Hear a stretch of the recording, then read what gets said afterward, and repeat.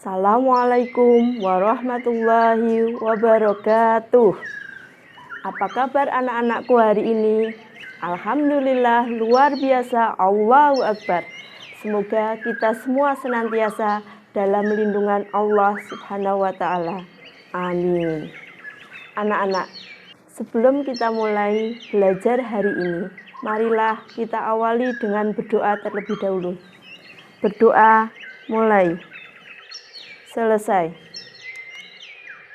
Hari ini kita akan belajar tema 8, lingkungan sahabat kita, subtema 3, usaha pelestarian lingkungan, pembelajaran 5 dan 6. Adapun tujuan pembelajaran kita hari ini, yang pertama, melalui kegiatan mencoba, siswa dapat menjelaskan cara memelihara ketersediaan air bersih dengan benar. Kemudian yang kedua, melalui kegiatan berdiskusi dan membuat buklet, siswa dapat menjelaskan cara-cara memelihara ketersediaan air bersih dengan baik. Yang ketiga, melalui kegiatan pengamatan, siswa mampu menyebutkan langkah-langkah membuat gambar cerita dengan benar. Yang keempat, melalui kegiatan membaca, siswa dapat menjelaskan langkah-langkah mewarnai gambar cerita dengan benar. Yang kelima, melalui kegiatan mencoba, siswa dapat mewarnai gambar cerita dengan baik. Yang keenam, melalui kegiatan pengamatan dan berdiskusi, siswa dapat mengidentifikasi peristiwa dalam teks non-fiksi.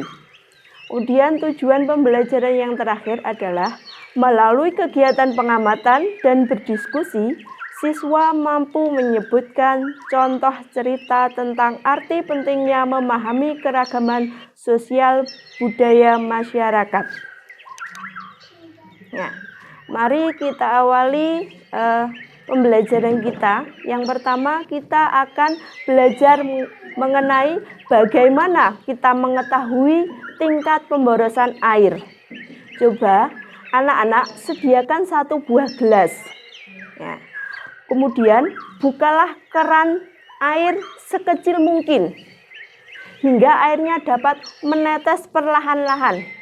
Apabila tidak ada keran di sekolah, di rumah kalian, dapat diganti dengan penampung air, misalnya bisa ember ataupun kaleng bekas.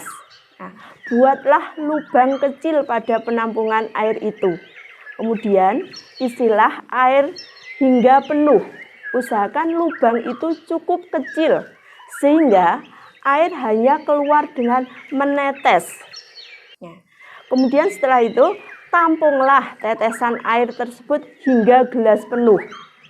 Gunakan air yang kamu tampung itu bisa untuk mencuci, ataupun menyiram tanaman, ataupun untuk kegiatan-kegiatan yang lain. Nah, setelah itu kalian catat berapa waktu yang diperlukan untuk tetesan air tersebut memenuhi gelas. Nah, seandainya keran atau tandon air tadi yang ada di rumahmu bocor sehingga air menetes, seperti pada percobaan tadi, berapa liter air yang terbuang sia-sia selama sehari? Nah, oleh karena itu, maka marilah kita berusaha untuk menghemat air. Sekarang bagaimana cara kita menghemat air? Ya, caranya bisa berbagai macam. Ya, misalkan waktu kita bisa mengamati penggunaan air di rumah kalian amati. Air digunakan untuk mandi, mencuci pakaian, memasak, mencuci piring. Berapa banyak air yang digunakan di rumahmu setiap hari? Walaupun hingga saat ini air selalu tersedia di alam, tetapi kita harus menggunakan air secara bijaksana. Nah, karena apa? Menghemat penggunaan air sangat bermanfaat, terutama jika diperoleh melalui pompa air listrik ataupun dari PDAM. Semakin sering kita menghidupkan pompa tersebut, semakin besar tagihan listrik yang harus kita bayar. Demikian pula menggunakan air dari PDAM. Semakin banyak air yang kita pakai, tagihan air per bulannya juga semakin besar. Mungkin kamu belum dapat membayangkan tentang pemborosan air itu.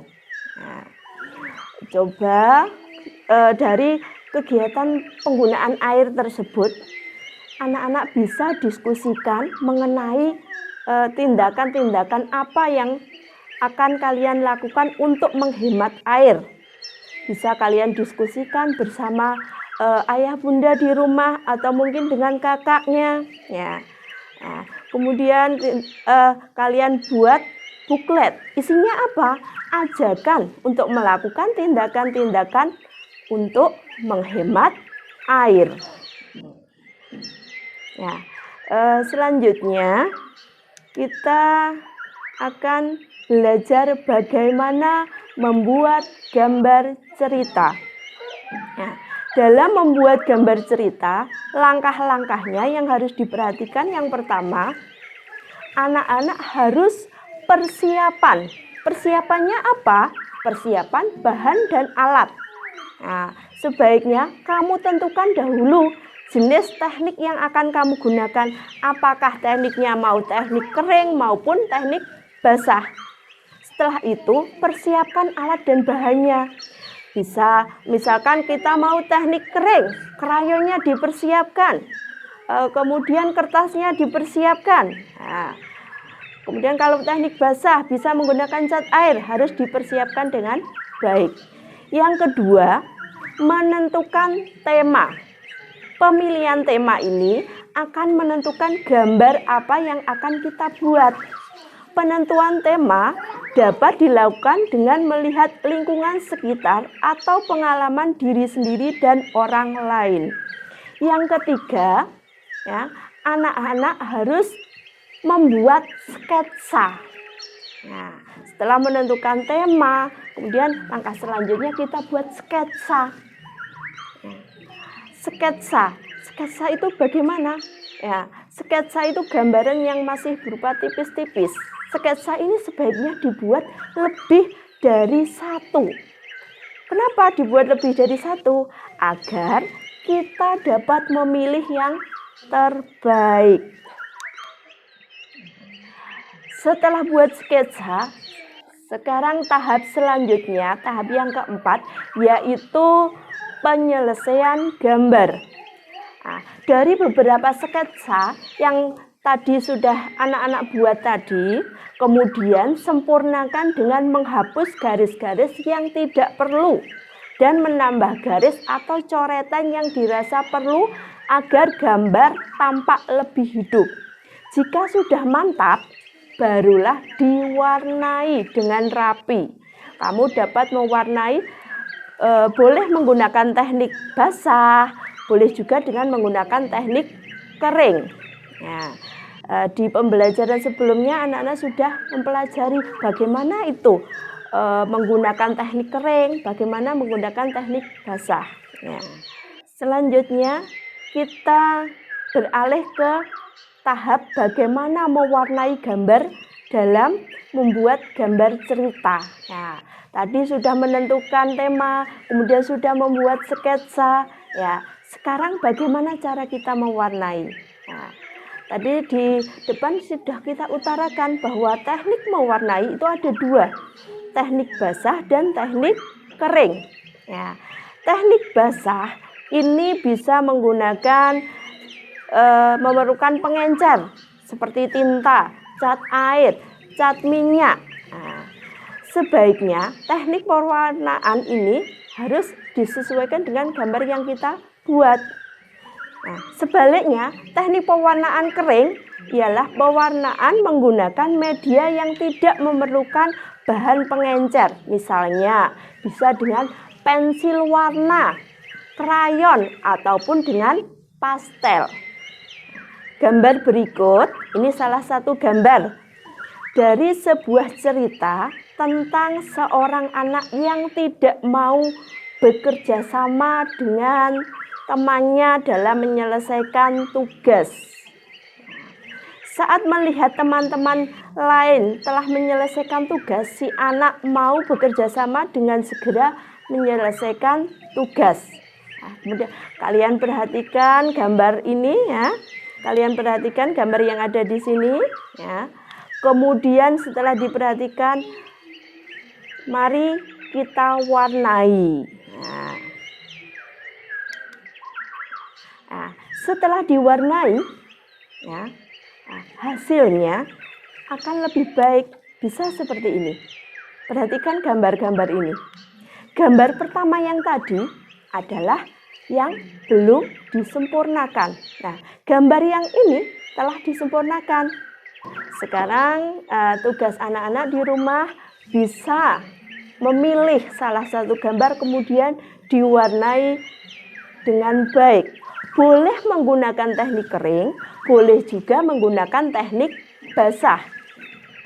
Untuk selanjutnya, setelah kita belajar mewarnai, sekarang marilah kita, anak-anakku sekalian, kita belajar lagi untuk menambah wawasan kita melalui kegiatan membaca. Ya, pada kesempatan kali ini, kita akan belajar tentang bagaimana uniknya keragaman budaya Indonesia dalam Festival Kuwung 2016. Festival Kuwung merupakan acara seni dan budaya sekaligus pesta rakyat yang paling ditunggu-tunggu kehadirannya setiap tahun.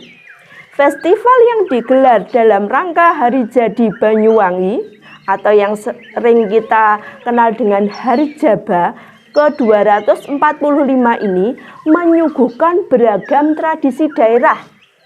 Tradisi-tradisi tadi dikemas dalam sebuah pertunjukan yang megah. Rakyat Banyuwangi berpesta. Penampilan seluruh peserta mampu mengundang decak kagum. Berbagai seni daerah tampil dengan sangat menarik dan menghibur. Tidak hanya para penari dan aksi teatrikal yang tampil dengan memikat. Pawai mobil dengan aneka lampu yang menampilkan miniatur budaya daerah juga mampu mencuri perhatian. Ratusan pendukung acara pun ini tampil dalam balutan kostum yang atraktif. Nah, ditambah dengan iringan musik tradisional sepanjang acara membuat suasana malam Banyuwangi begitu meriah. Menurut pelaksana tugas PLT Kepala Dinas Kebudayaan dan Pariwisata MY Bramuda, Festival Kuwung tahun 2016 ini mengangkat tema Kembang Taman Bumi Blambangan. Tema ini sebagai pelambang keharmonisan hidup masyarakat Banyuwangi yang terdiri dari berbagai etnis dan latar belakang budaya. Di Banyuwangi sendiri ini ada beragam etnis seperti suku Jawa, suku Using, suku Bali, etnis Madura, etnis Tionghoa, etnis Arab, menjadi penduduk daerah yang telah berpuluh-puluh tahun hidup berdampingan dalam kerukunan. Kata dari tadi PLT Kepala Dinas Kebudayaan dan Pariwisata Kabupaten Banyuwangi ini. Kemudian Festival Kuwung pun membingkai keragaman budaya. Beragam etnis dan suku tersebut dalam rangkaian fragmen yang menarik. Pembukaan Kuwung menyuguhkan tradisi Saulak suku Mandar. Tradisi Saulak merupakan tradisi pernikahan khas warga Mandar yang merupakan warga pesisir pantai. Berikutnya pawai menampilkan etnis Jawa Mataraman membawa fragmen berjudul Cungkup Tapan Rejo yang mengisahkan babat alas warga Jawa dalam memulai kehidupan baru. Selain itu, juga ada penampilan suku Using yang menampilkan Sarine Kembang Bakung. Cerita ini mengisahkan kegigihan dan semangat masyarakat desa melestarikan budaya adat Using. Sementara itu, pawai Madura, dari etnis Madura ini tampil dengan pakaian khas daerahnya. Para penampil membawakan tari topeng dan fragmen yang mengisahkan mata pencaharian mereka sebagai petani kakao. Etnis Bali juga menampilkan tradisi melasti, Bali Banyuwangen. Juga tidak ketinggalan atraksi ogoh-ogoh yang menjadi ciri khas perayaan Nyepi umat Hindu. Etnis Tionghoa juga memeriahkan acara dengan menampilkan fragmen bertema Liong Harmoni Tionghoa.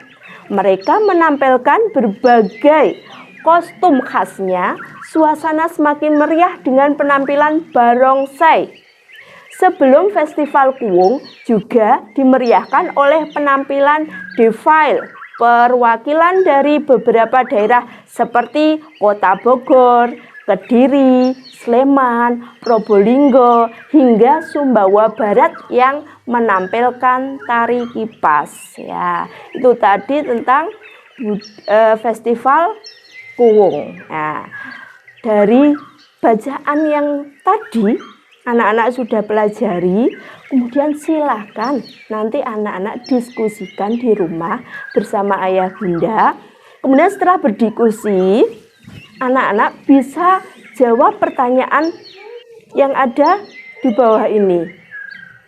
Nah, anak-anakku, hari ini kita sudah belajar banyak, yaitu yang pertama, tadi kita sudah belajar bagaimana melalui kegiatan mencoba kalian bisa menjelaskan cara memelihara ketersediaan air bersih dengan benar. Yang kedua, melalui kegiatan berdiskusi dan membuat buklet, kalian dapat menjelaskan cara-cara memelihara ketersediaan air bersih dengan baik. Kemudian yang ketiga, melalui kegiatan pengamatan, kalian mampu menyebutkan langkah-langkah membuat gambar cerita dengan benar. Kemudian yang keempat, melalui kegiatan tadi membaca, kita bisa menjelaskan langkah-langkah bagaimana mewarnai gambar cerita dengan benar. Kalian bisa mewarnai gambar cerita dengan baik. Nah, kemudian tadi setelah membaca, anak-anak mengamati, kemudian bisa berdiskusi, menyebutkan contoh cerita tentang arti pentingnya memahami keragaman sosial budaya masyarakat. Nah, demikian pembelajaran kita hari ini. Semoga apa yang disampaikan Bu Guru tadi bermanfaat untuk kita semua. Jangan lupa untuk selalu jaga kesehatan, patuhi protokol kesehatan dengan cara menggunakan masker dengan benar, mencuci tangan dengan sabun di air mengalir, dan juga jaga jarak. Tetap semangat walaupun belajar dari rumah. Terima kasih. Wassalamualaikum warahmatullahi wabarakatuh.